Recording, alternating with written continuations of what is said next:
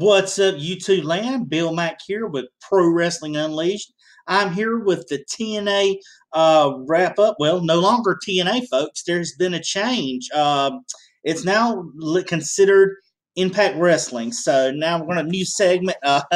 This week in Impact Wrestling, I guess, folks, there has been a lot going on here through the world of the TNA within the last week or so, and I am ready here to give you the news. I know some of you may have heard it, but I figured I'd go ahead and put these stories TNA together here and give you a kind of a good roundup of what's been going on here in the world of TNA, which I know has kind of fell off the planet since all things are basically WWE these days. But yeah, TNA still Impact Wrestling is still making around, folks, as you can look up here. Look up there. That's the new logo. It's like the second or third time they've changed the logo this month, this year so far, and we're just into March. But Anthem Sports had decided to take over. A lot of changes and things have went on the past few weeks, as we know that Anthem Sports had bought out, Dixie Carter, and she is no longer the president of Impact Wrestling. TNA at the time, and then Billy Corgan was supposed to be president of TNA. He is no longer associated with it. Anthem Sports has now bought out the rights to own TNA or Impact Wrestling, and that's going to take a mouthful to get used to. But Impact Wrestling now, so whenever you have a new company in, they kind of want to go in a different direction in which the old company was, and there have been some changes, some moving and some shaking kind of going on here within the last few weeks. There's been a lot of top names that have decided to leave TNA within the last just few days here because Anthem has decided to go through a different way of paying their talent. TNA has had an issue with talent paying within the last few years. So now Impact Wrestling, TNA brand is no longer officially around. Bruce Pritchard had announced during Impact Wrestling's latest wrestling tapings that they were no longer be called TNA. From here on out, they're going to be referred to as Impact Wrestling, as you see in the logo. And so it goes a new regime in now. We also have a new different way that payment arrangements to their talent have been. Basically TNA has paid their wrestlers in the past now by their episode, but as we see now, Anthem is wanting to pay Impact Wrestling, and their structure is they'd rather pay by date rather than pay by episode. So what they have come and they've took an aggressive approach trying to lock up talent full time. That was the thing with the old regime, is they would give exclusive deals. Never really had exclusive deals. They were always fighting outside because they never really had the money. But now I guess Anthem is trying to lock them up. But Anthem is taking an aggressive approach, which really has turned a lot of these of Impact Wrestling's biggest stars and turned them around. We've seen first it mentions Drew Galloway, which was I think the TNA Grand Champion at the time, I guess, or it was a champion. I'm not really sure. Like I said, it's been a little bit since that. But Drew Galloway with Impact Wrestling, he decided he was going to leave. He felt like he was lowballed. He felt like they were just, coming at him with a lowball figure. They figured he wasn't able to, to go in, and they were waiting so late for them to get their contracts. It was just, Anthem approached these wrestlers, and they told them, look, you either make the choice. You're either going to re-sign with us, or you're not. And then they gave them a certain amount of time. And if they didn't go by that particular time and give them a quick answer, then they weren't going to have a job there. So we've seen a lot of them, such as Drew Galloway, be a casualty of that. Just most recently, Jade was also, she's gone from the company. We also seen two superstars from Impact Wrestling, Mike the Miracle Bennett, along with his beautiful, beautiful wife, Maria Kanellis Bennett. They've departed Impact Wrestling, and I think the biggest casualty of what's been going on with TNA here lately has been the fact that the Broken Matt and Brother Nero, the Hardy Boys, have left.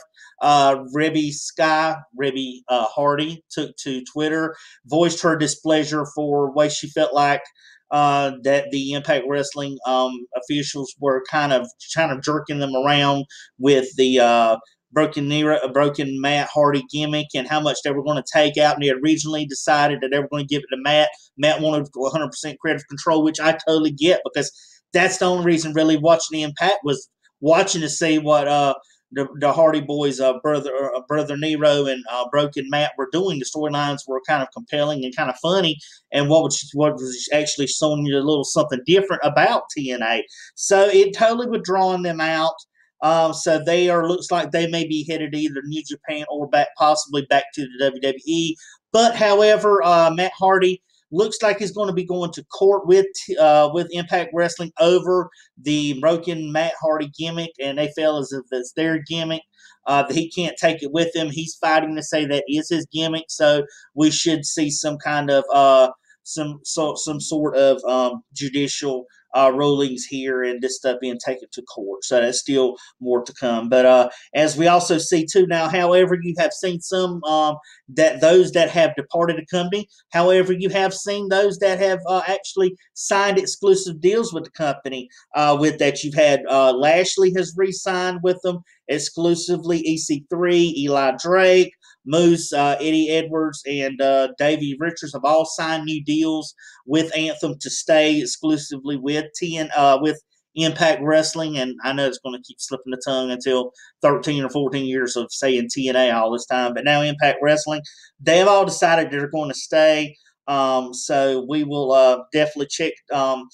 Get that going over, and I'm just glad that they decided to re-sign with the company. You got to build it around something, and if you're going to actually start doing wrestling business now's the time to do it, and getting these guys signed in, which is taking a big loss. These guys that they lost, but also Magnus too was offered a contract. Whether he will accept it or not, it remains to be seen. But Magnus, remember, he was with TNA before he left when he went to Jeff Jarrett's Global Force Wrestling. And with them, but then as we see now, Jeff Jarrett is now with the new regime also has brought in Jeff Jarrett to take over control of the creative team and bring along Dutch Mantel, which we remember Dutch Mantel was Zeb Colder in WWE. So we got a little bit more here to cover, and like I said, if we'll just take a little break, and we'll be right back.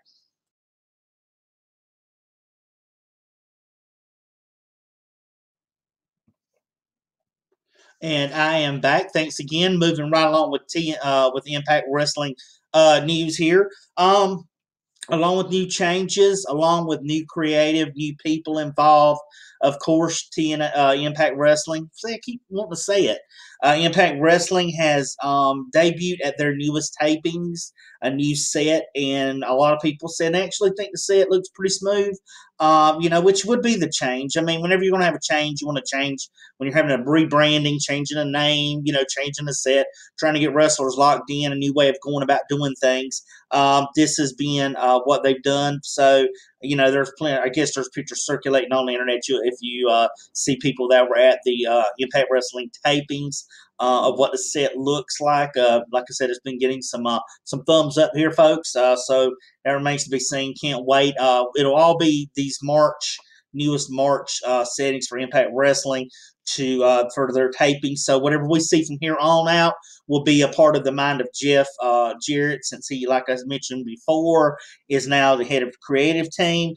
Also, too, not only is they're a new head of the creative team, we also see a new addition to the announce team. Jeremy Borash, which we know Jeremy through for a very long time, is really a hard worker of TNA, whether it's producing, whether it's been announcing, whether it's been whatever. Jeremy's kind of thrown his hat there. He's kind of a jack of all trades in TNA. He has came to the announce team because there's been a lot of stack here over Josh Matthews I guess he's trying to pull off this heel announcer now, along with the Pope. He was saying how great of a announcer he was, and how he was a student of Jeff Jarrett. And there was a funny segment when Jimmy Borash said that, yeah, JR was a good friend of his, and JR said he sucked. So we don't know what direction they're going, if Josh is going to be the heel announcer. So now, I guess it's just going to take time, and there's going to have to be, because really a lot of people were saying that Josh really sucked at announcing, and I've heard this over the past few months. So maybe Jeremy Borash, I'm very high on Jeremy Borash. I think he's going to do well with the TNA Impact Wrestling announce team, and with the Pope, and I guess with Josh Matthews, unless he's going on destined to do something else within the company, whether a heel manager or whatever. He just may still be a heel announcer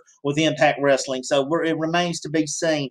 So as well, not only that, now we see that Alberto El Patron, which we remember as the former Alberto Del Rio in WWE, he made an appearance when ever Bruce Pritchard said there was no one out there to bet that had beaten Lashley at the tapings. Alberto El Patron comes out and defeats, amongst controversy, Lashley for the title. And I think I had read earlier to where he said something about backstage politics that he wasn't no longer champion. I have to get back with you on that here as I try to crank up a little bit with Impact Wrestling news for you folks. Like I said, it's just a lot going on. Newness. We're going to see where they go. Hopefully, they can try to bring Impact Wrestling back and be a little bit stronger. I love to see them do more of having all kinds of where they're doing actual regular shows rather than doing a month, 2 months of tapings and 2 or 3 days. To me, it just kind of wears the product down, especially if somebody gets hurt or whatnot. But hopefully, they'll put TNA Impact Wrestling, or Impact Wrestling as it's now called, back on track. Like I said, folks, TNA is dead. And hopefully, when I get to more news, I will not be calling it continuously TNA, but it is indeed Impact Wrestling. TNA is officially dead. Impact Wrestling is what's going on now. So I hope you've all enjoyed the video. I don't know how many people are going to watch this. It's a TNA video, but I mean, hey, we got to have some kind of alternate, and it's an Impact Wrestling, Impact Wrestling news, and so this Impact Wrestling video. So I hope you all like it. Subscribe to my channel. Like I said, I try to give you weekly shows. Probably not 2 or 3 days a week. Maybe once. Round up a lot of Impact Wrestling news and give you one good news show about it, just a few minutes, so you can all see what's been going on within the past week with Impact Wrestling. So I hope you all have enjoyed the video. Let's just hope that this goes well for Impact Wrestling and they make a big, they come back and they can actually build from the fragile state what was TNA, which is now rising Impact Wrestling out of the ashes from TNA. So let's just hope that they do well and be an alternate to watch something else, and maybe the creative will be better, writing will be better, and they can pay the wrestlers, and hopefully the ratings will be going up. So until next time, Pro Wrestling Unleashed, this is Bill Mack here, and I'll say to you folks, take it easy.